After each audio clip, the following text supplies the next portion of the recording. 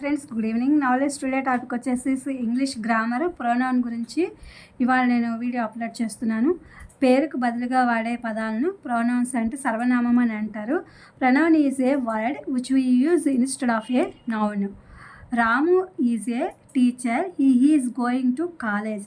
Ramu is noun, he pronoun.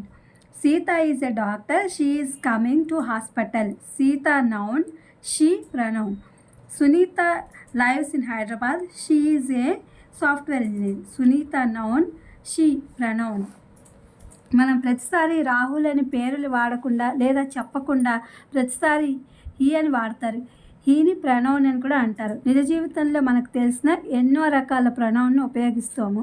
Pronounce ఈ క్రింది విధంగా విభజించారు. Following are the different kinds of pronouns: personal pronouns, impersonal pronouns, possessive pronouns, reflective pronouns, demonstrative pronouns, interrogative pronouns, relative pronouns, indefinite pronouns, distributive pronounce,